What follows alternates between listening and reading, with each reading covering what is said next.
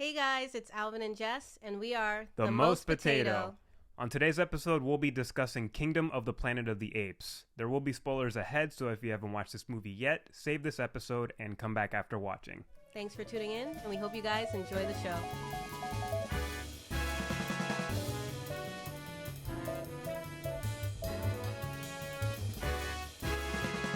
Surprise! Welcome to our first ever Most Potato episode with video. We have faces now. Yay! Welcome. Faces. Welcome faces. Yes, they were our back order, so yeah. Yeah, exactly. Thanks, Amazon. Yeah, so we're trying out something new. Don't get used to this. We're probably going to still be mostly audio just because video takes a lot of time to set up and edit. But we want to try this out. We hope you guys like it. We hope you guys like our faces. I like my face and I like your face. Oh, wow, thanks. Yes. And we're here to discuss Kingdom of the Planet of the Apes of 2024 of forever, because that's a lot of the Planet of the Apes 4 movie for the recent... Is it a franchise? I don't know. It is a franchise, yeah. It's not rebooted. It's a continuation, basically. Yes, so the Planet Apes 4 movie. Yes. That's what we're talking about. Yeah. Yeah, directed by Wes Ball and written by Josh Friedman. And right off the bat, I'm going to tell you guys, I really like this movie. I really, really enjoyed it. And I almost didn't want to watch this movie just because I had forgotten how good like the previous movies were. Oh. Well, I only watched like the first two, The Rise and then Dawn of the Apes. But you didn't really remember. I didn't remember because I went to the theaters for that, and that was so many years ago. That was like 2011 and then like 2014. And then 2017. That was a whole different Alvin. That Alvin don't exist no more. That's a new generation. Yeah. So, but you and I, we decided to kind of rewatch and binge through the original trilogy up until War for the Apes. Yeah. And I forget how good these movies actually are. They're not like super masterpieces, but each one is just like good in their own right. Yeah. There's not a single one that's just like, oh, this is mediocre, or it's like, this is kind of boring. Each one was entertaining in its own way. Yeah. With this story, it takes place 300 years after the events of War of the Planet of the Apes. Here, a young chimp named Noah journeys to save his family, who's been kidnapped by a rival clan of apes. And they're led by a dictator ape who rules in the name of Caesar. Along the way, Noah must accompany a mysterious human girl in a world where humans are mostly feral, causing Noah to make world-altering discoveries about the past and future of apes and humans alike. I'm glad that this movie kind of... It still continues the same trope of like the will they, won't they get along type thing with like the apes and humans. If you're watching this review, you've watched the movies, you know what the deal is. There's this constant back and forth of whether or not humans and apes can coexist now that humans and apes both have the same level of like sentience and intelligence. Although it's starting to like fall on the wayside where more humans are getting infected by this virus and their intelligence is deteriorating to the point where they're basically like acting like Neanderthals kind of. Yeah. I think as soon as we left the theater, you started this conversation of like, I think I want to talk about this because initially we weren't going to review this movie. We were just going to watch it just for fun and just to like, just do something for a Friday night.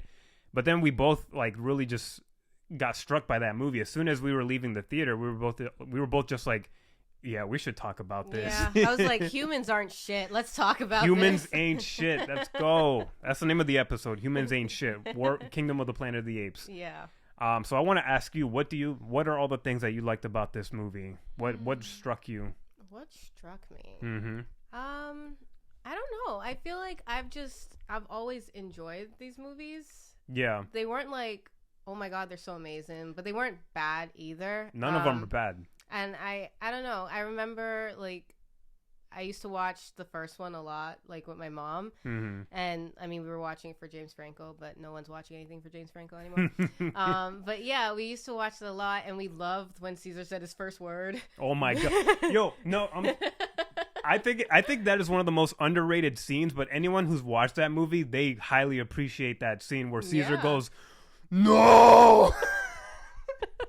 My jaw was on the floor because, mind you, I don't have experience with the previous iterations of the movies. I never grew up with this property. Me neither. So for me, that was like a cultural shift for me where I just heard a fucking monkey say no to Draco Malfoy.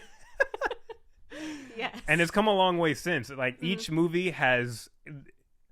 I still think Dawn of the Apes might be the best one, although that has its like weaknesses as well. Mm-hmm. But each one stands as its own movie. You don't really have to watch the previous movies to really get what's going on. The movies do a really good job with introducing this to new audiences and like the current ones, and that's the case for Kingdom of the Apes as well. Yeah.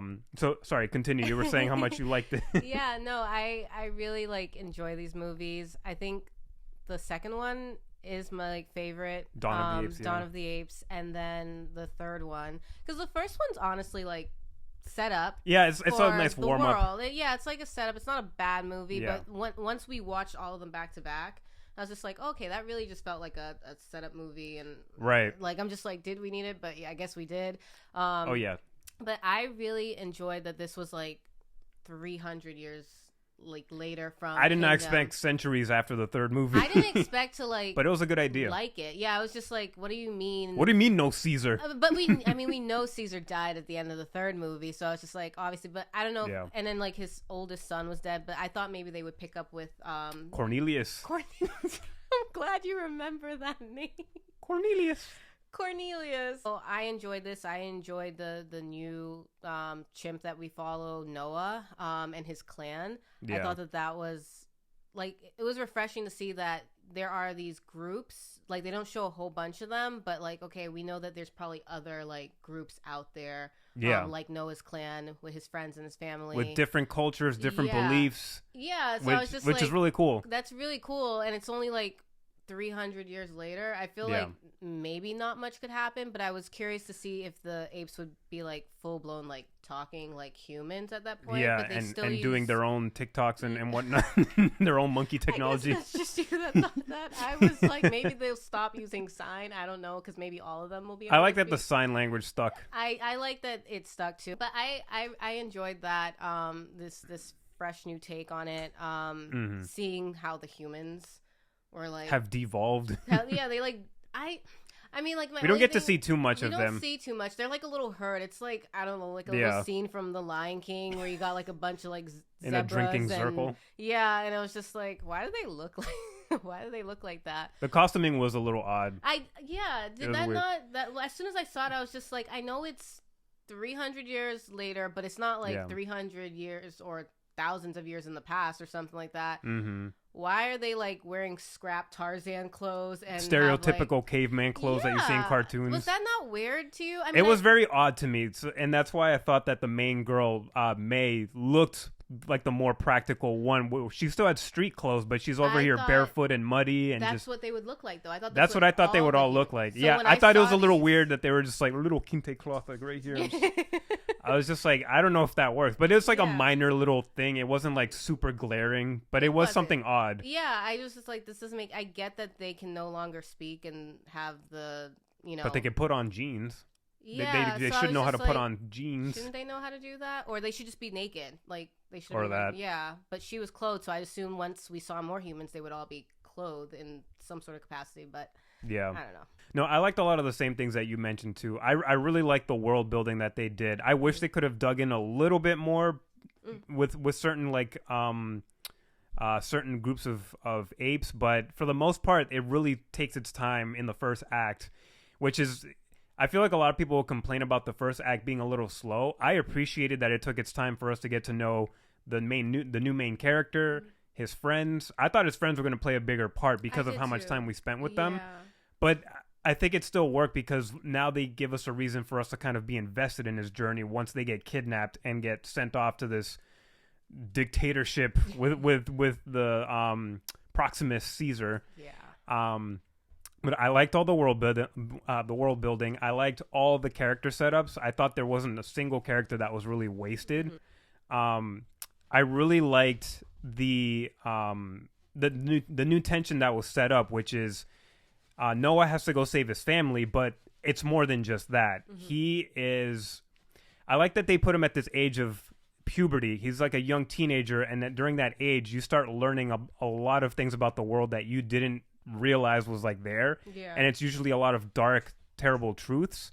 And Noah basically gets exposed to like what kind of I guess what the truth of the past was before apes gained human intelligence. Yeah. Once he meets this Maeve girl, because she reveals that she's able to talk, she can, recount a lot of history from humans, which is kind of interesting because a lot of apes don't even know what the real history was before the virus broke out.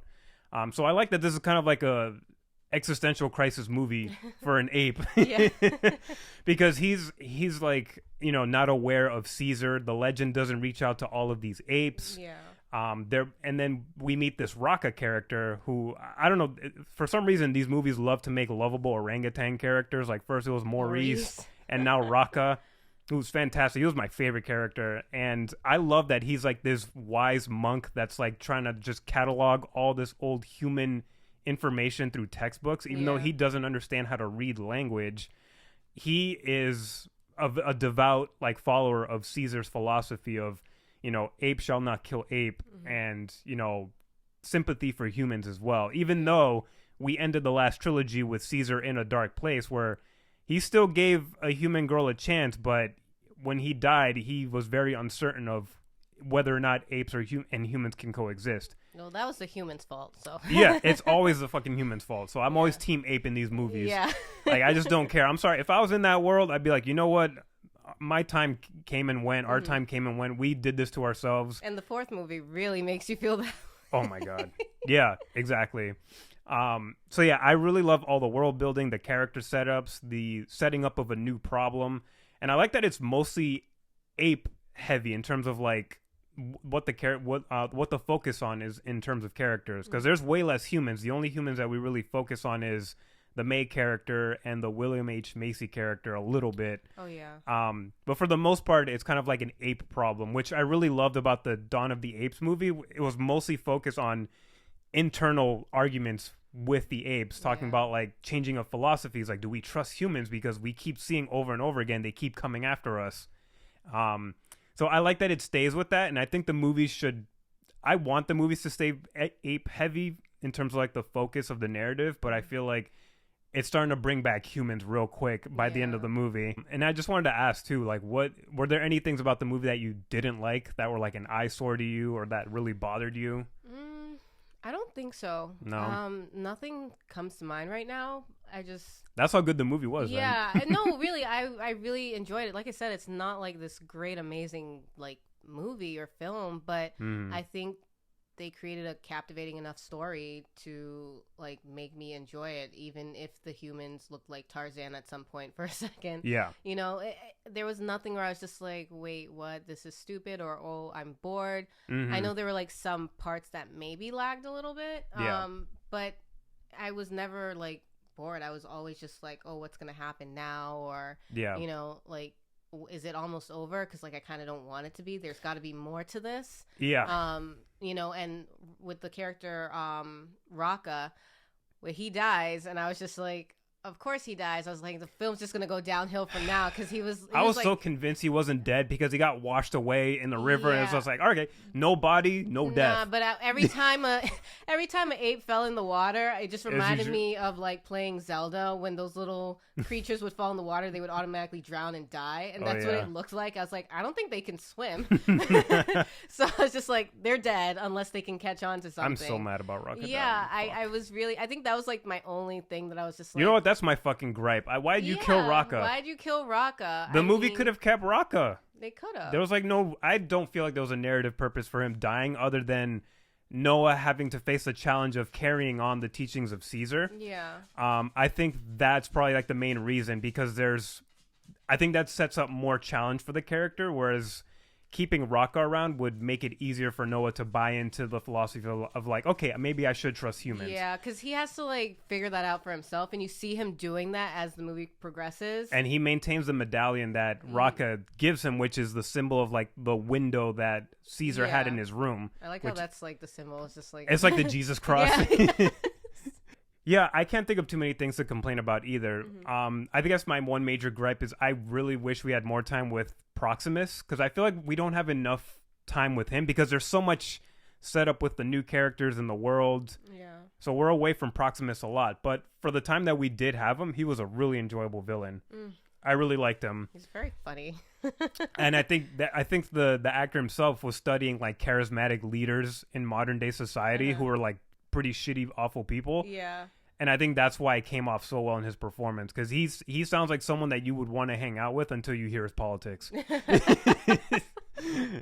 he's like, I don't know, man. He's like a dictator, but like a cool dictator. Yeah. He's got so much energy. Like it's crazy how he introduces himself talking about like, what a wonderful day, or something like that. It's just like. But I was also uncomfortable because I was just like, at any moment he can just like, I don't know, snap your neck or something. Yeah, beat on you or something like that. Yeah. And that's the vibes I was getting when he was telling Noah. He's like, Noah, he's like, you're so smart, and you know, we need a ape like you. And I was just like, what is he about to like beat the shit out of him or something? And I was just nervous. Yeah. So I wish we got more time to get to know him a bit, but the time that they did have with Proximus was really good. Mm-hmm. I was just very curious about how he got that name, because that's a very convenient name where his name is Proximus Caesar, and he's leading this whole group of apes, including enslaved apes, through the name of Caesar, clearly like just acknowledging like all of like the religious oppression that we've seen in real life. Yeah. You can name so many examples. I kind of wish there was like a little more exploration of that story of how he came into that power, but I guess it ultimately doesn't matter. It has to do with the human that they had captured there already. Yeah, because William H. Macy's, he has a weird ass name. I think it's Trevathan. Trevathan. I'm just like they mixed Trevor with Nathan. Yeah. Trevathan. And he's reading these like books for him, and teaching him like global politics, like what it used to be like. So that's what I felt like he was like picking from, and I was just like, I was kind of getting like Gladiator vibes, and like Proximus was like, are you not entertained? And I'm just like, I guess you're creeping me out. Proximus Caesar was a fantastic villain. I thought he was a great foil to Noah, who is like this very naive like kid who's just trying to do the right thing and trying to learn Caesar's teachings, because he keeps hearing about it, and he's hearing it from Rocca, he's hearing it from the villain, and I don't know, it kind of made me think about the question of like, what is the function of that philosophy if Caesar himself was kind of questioning that to the end of his death. And none of these apes know about that. They just have sort of like a Bible in a sense of like what Caesar represented in terms of like hopes for humanity and apes to coexist. I don't know if by the end of this franchise, if it'll actually end with them peacefully living. I just feel like they're just going to eternally fight each other. Yeah. Just because I just think about humanity itself. Like, even humans are over here, like, enslaving each other, killing each other, bombing each other, always trying to, like, usurp over each other. But there are also people that genuinely are trying to fight all that stuff and trying to coexist. But it's just a matter of who has the bigger stick. Yeah. And we see that with Kingdom of the Apes. Proximus has the biggest stick. He's over here. He's got like a modernized kingdom. It looks like a camp for like Game of Thrones. You see like these tarps set up.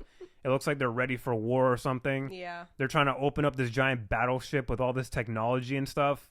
And it's just like, I don't think this movie franchise will ever sit on like an official thesis of like, yes, apes can trust humans, or no, apes cannot trust humans.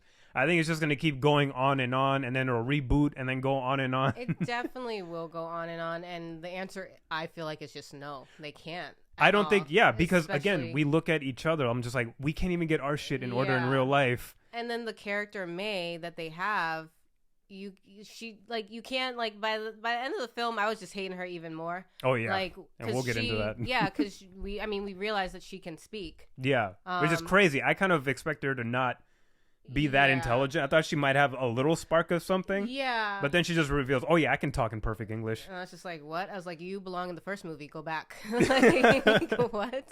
Yeah. So, I mean, like, it is that they can't trust humans at all, because they keep getting fucked over and over. Yeah, by them. And I mean, and it's just by this one woman, like, yeah. I was so surprised. I was genuinely, I hate her. Yeah. I hate her. I hate her too.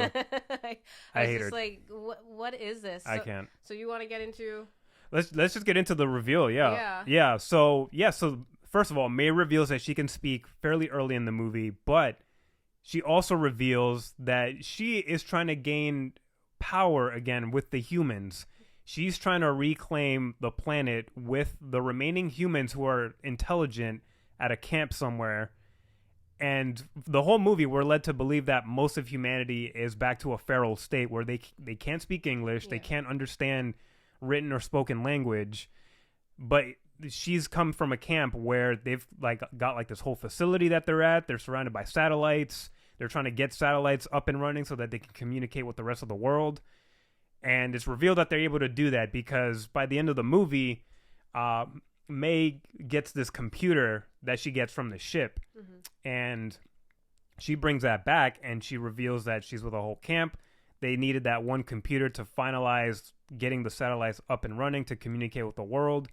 And we're starting to see a reblossoming of humanity kind of coming back as the dominant species. Yeah. There's that threat.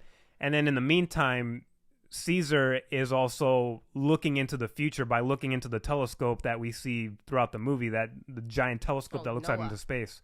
Sorry, Noah. Did I say Caesar? You said Caesar. Fuck. Caesar on the mind. It's because he's walking that line. Is he going to be like Caesar or no? He gives Caesar vibes.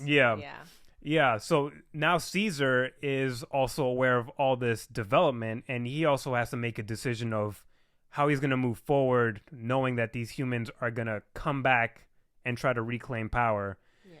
Because when they have the final interaction with each other, May and Noah, when she comes to his camp after the whole chaos that takes place at the end of the movie, where she nearly kills all the fucking apes, nearly drowns them. We have to, she almost gets all the apes killed, and it was, like, really upsetting. Yeah, it pissed me off. She was literally just looking out for herself. Yeah. And I can understand it when it came to the Proximus Caesar, because he's just crazy. He should not get that technology, but I thought that But your intent and your impact were both shitty. Yeah. Because your intent was to keep this for yourself. It wasn't to really, Proximus shouldn't have this. It was more like, I need this. What was it that they were trying to get? It was like a bunker. What was it? I forget. So it was a giant ship that there was like a giant gate that was locked up, and they're trying to open it so that they can see what technology was in there. Because Proximus says the secret to fast forwarding our evolution is in that boat. Yeah. So he wants to be able to learn how to use technology so that he can advance himself. Menu another way of getting in there. Which I guess that's like another thing that I had to complain about. That's a huge gaping plot hole. Like, these apes really didn't think to go around the backside of the boat. I did mention that. I was just like, they didn't think to just go around and find a new way to. They just like, no, we gotta rip open this giant gate. But the thing is, they were on a shore. They're like on the beach. Yeah. And they can't swim, obviously. Yeah. But they have so many. He has so many apes that he could sacrifice to make the climb. I guess, but I guess I didn't see it because when they were climbing, when May and what is it? Noah, you have me about to say Caesar. When May and Noah and Noah's friends, they were climbing. Yeah. You couldn't really see it. They were just like these random like vent holes in the wall, and then she knew about them, and that's how she was able to get them to get in there to climb.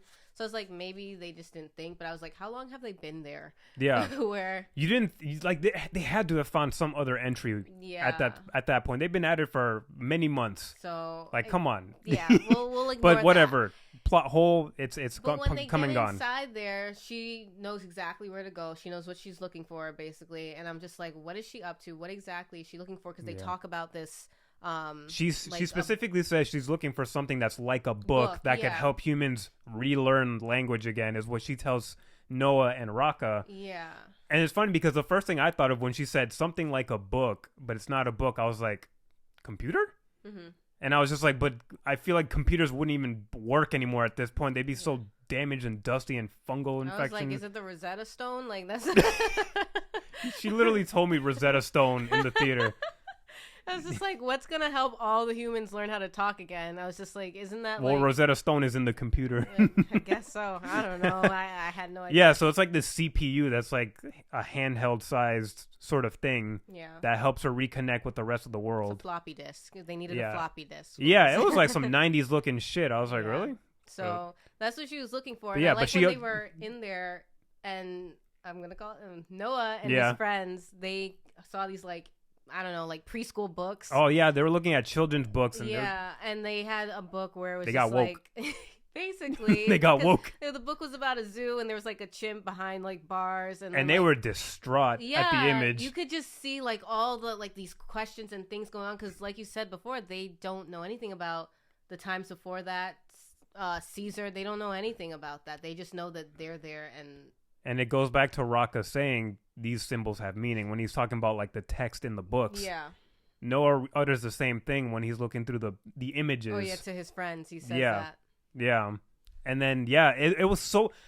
I'm glad you pointed out that scene because that is a really powerful scene that I love. I've never seen a scene where somebody's looking at a children's book and they're just horrified. Yeah. That is just... I love the juxtaposition of seeing these cutesy little animal drawings, but they're behind cages and the apes are looking in disgust and horror. Mm-hmm. That, wow, this was normal. Like, we've heard about stuff like this before, but to see it documented like this... And they don't even... Well, at least Noah's clan, they don't even call humans. They call them echoes. Which I thought that was cool. They don't explain it, but it kind of leaves you to your imagination. I'm like, oh, are they like echoes of apes? Like just former versions of us or something like that? They never did explain that. And because that was funny when that was an interesting term. He's just like, echo. He's just like, human. Yeah. Rest in peace, Raka. I miss you. I will forever be hurt by that. I can tell. But yes, so she finds the computer aboard the ship, and the apes make that horrifying discovery, which sets up a lot of tension throughout that whole scene. They never confront each other, May and the apes, but you can see how the apes look at each other and look at her, and they're just like, we're very distrusting right now. Yeah. It's like, this is the only thing we can do right now, but we're not about this. Like, especially because Proxima Caesar was also kind of whispering in his ear that you can't trust her. Which I love. Humans. I love that they added that element to the character because sometimes your opponent or your enemy is correct about certain things. Yes. He may be a villainous creature, but he's also intelligent and he's understanding that. There's a reason why he's doing this. It may not be what he's doing, but he understands that humans, they've burned us too many times. If anyone's going to be in power, it might as well be me and my legion of apes. Mm-hmm. And I love that that's something that even Noah can't really shake off and disagree with. Yes. Because it's just so gray area. This isn't a black and white thing. It's like, yeah, you'll meet some good humans here and there, but how many times have they put apes at risk? Like, it's crazy. And this is humans doing to begin with. Like, it's all because somebody wanted to cure some Alzheimer's for their dad. So that's how this whole mess started. So when Noah and May have that final interaction with each other at Noah's society. Oh, yeah. When she shows up looking like bootleg fucking Legend of Zelda with a raggedy-ass blue freaking cloak, I was just like, what the fuck are you doing here? You almost drowned these apes. Yeah. You'll be lucky if you leave this place with, like, your face intact, let alone alive. But she came prepared. She had her gun ready. When they did the shot of her back and she got the blicky, like, in one hand, and I was just like, bitch, what do you think you're doing? Yeah, she comes there to say I came to say goodbye. I was like, you said goodbye when you almost drowned him and his whole entire clan. Just so you can get away, which is like, I understand. Like, she had to get away. I'm like, it's really hard for me to be like, okay, yes, humanity. Because it's just like, I'm human. Like, I should want to kickstart humanity again. But I'm just like... I will not be in that camp if that happens in real life. We've had too many times to get it right. We'd probably be at that little watering hole with our Tarzan clothes on anyway. So it's not for us to worry about. But no, I was just like, I don't know. I was really like disgusted and like hurt and just straight up pissed, man. She got me fucked up. I had so many like mixed emotions surrounding her character and the things that she did and that she had to do, which I understand her. I understand her side. Yeah. But I just didn't like when, Caesar was just Caesar, look at you got me calling him Caesar too. Oh my god. No, when Noah was just, there was a dialogue between them where he was just like, well, if this isn't for like apes, what is? Yeah. Which is a good line. Yeah. And she didn't answer, man. She didn't have no answer. Was it what were they talking about? Was it the stuff they were looking for? She was looking for the book that she was looking for. Yeah, it's basically all the technology, incling the weapons that they saw. The weapons, all that stuff. All so there was like guns and the tankers, all that stuff inside that gated thing that they opened or that they got into, and he was just like, if this isn't for apes or whatever, what is? Right. And she didn't like have an answer because her answer she knew. was just like, nothing's for you, it's all for us. Exactly. And that's fucked. It's fucked. It was just her whole drive that whole time. It's just like basically saying you guys don't belong or deserve to be what you are now. You guys shouldn't be this. Yeah. And it's just like, well, humans fucked up and created this. Yeah. This is so now you have to live with this. Live with that. We keep trying to offer peace, and you're over here trying to get back to an old world. We keep trying to offer peace. Listen, apes together, strong. Okay, that's my. I am ape. Yes. So. But it's. She's really an awful person. She's awful. Don't trust these white girls. Don't trust them. It's just.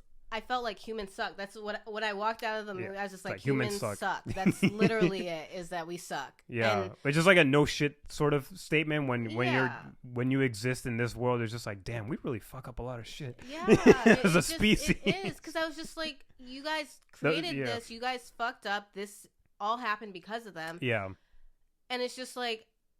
There's less. I don't know if there's like less humans or there's less humans that are like her in the world.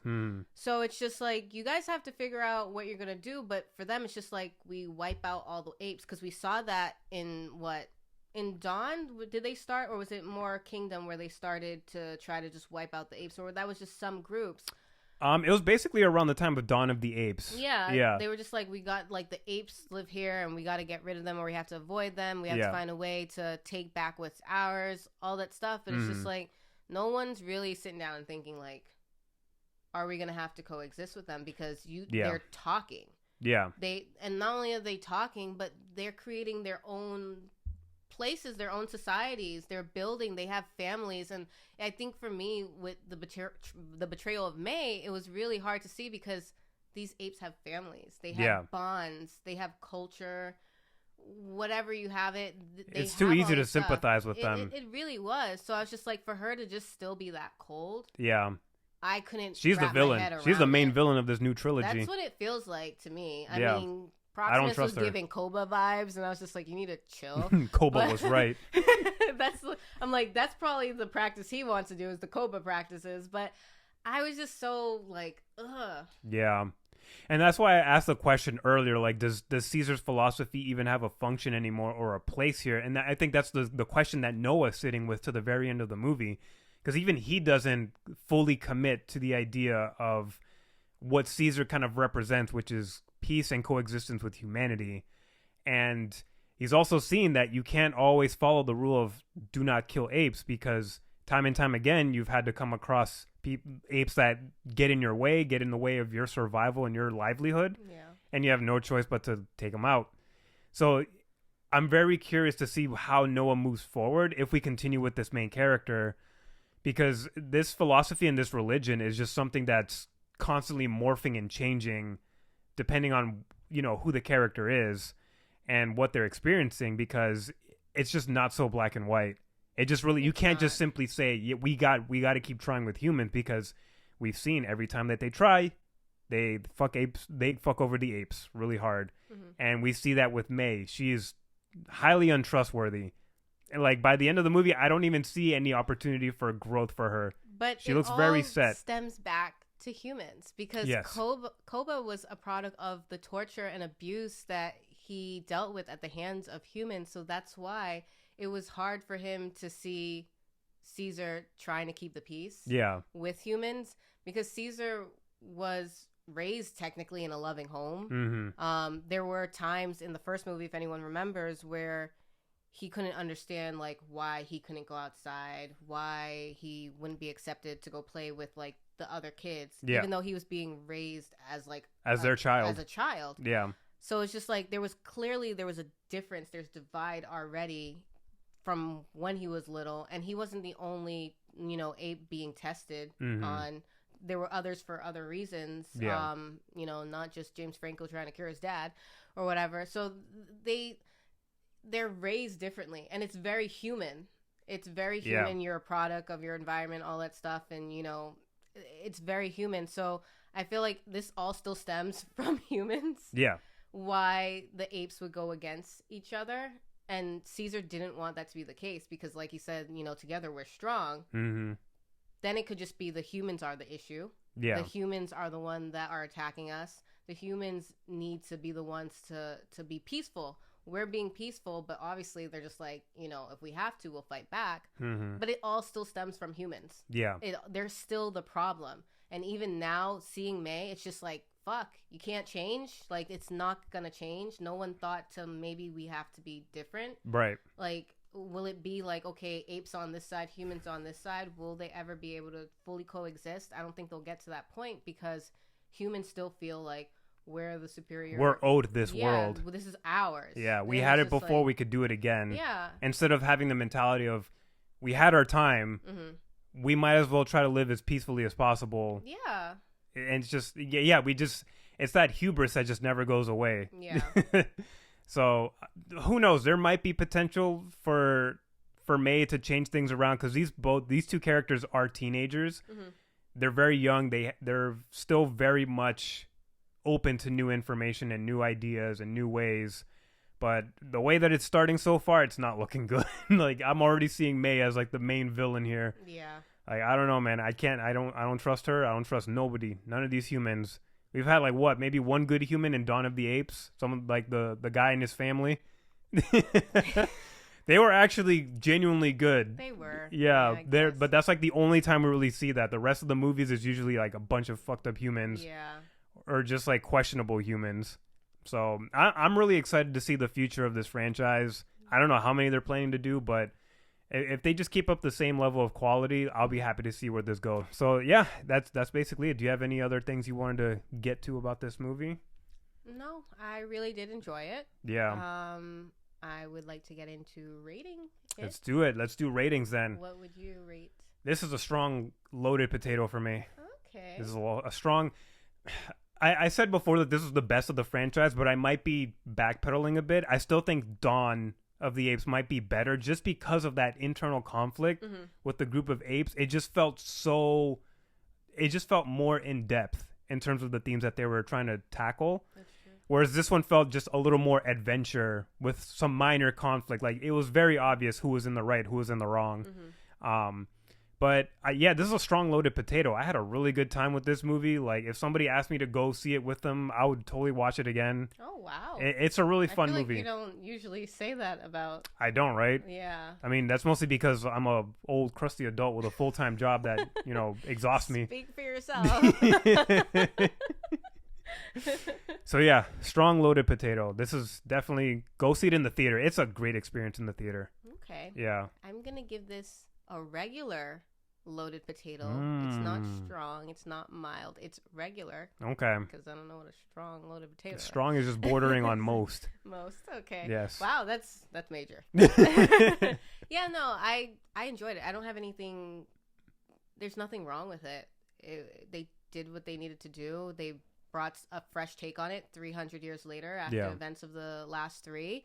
And I really enjoyed it. And I was worried that I wasn't going to, because when I first saw the poster, I was just like, is that Caesar's son? I was just like, but then we watched the other one. I was like, oh, his son died. But I was just like, oh, shit. but there's Cornelius. So maybe it's Cornelius. Maybe it's Cornelius. So I was just like, what are they going to say about it? I'm like, the apes are living in the desert. And I was just like, I guess. Is it more humans chasing them? So this was a really fresh take, and I enjoyed it. I wasn't bored at all. Yeah. And I like when I leave, like, really questioning things or feeling some type of way about it, whether it's hating May, the human, or just, like, questioning, like, will they be able to, like, coexist one day? Will we see that happen? Will they be able to come out with the next 2 or 3 movies or whatever saying, like, okay, here's how it ends? Yeah. You know? Yeah. That makes sense. Yeah. All right, so we've got 2 loaded potatoes for this movie. That means you guys got to go check it out. All right? You have no choice. You just have no choice. It's 2 loaded potatoes. 2 loaded potatoes. Yes.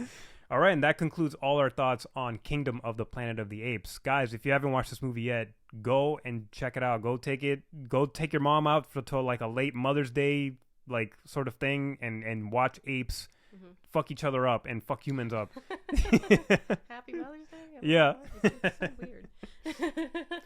Yeah, so definitely check out that movie, guys. And thank you so much for listening to us. Thank you so much. And if you're listening on YouTube, make sure to give us a like and a follow. Definitely like us so that you can appease the algorithm gods that we love so much. Yes, algorithms, yes. And look forward to more videos. We will try to put out more videos so you guys can see our lovely faces. Yeah, definitely. We'll be doing a mix of audio and video depending on what works best. So, yeah, this is like a really fun test trial of doing video. Yeah, I think it worked. I'm not too ugly, so it works. Wow. Yeah, so give us a follow, give us a like, hit the subscribe button, hit the notification bell as well wherever you're listening. We're on all streaming platforms as well, so check us out there. And yeah, we'll catch you guys on the next episode. We'll be continuing the next Bridgerton installment before the new season drops this Thursday, right? Yes, we'll be doing season 2. And then we'll do season 3 once we catch up. The first part of season 3. When we catch up on part 1 of season 3. So stay tuned for that, guys. Thank you so much. And we will see you guys on the next one. Remember, guys, apes together, strong. Do the pose.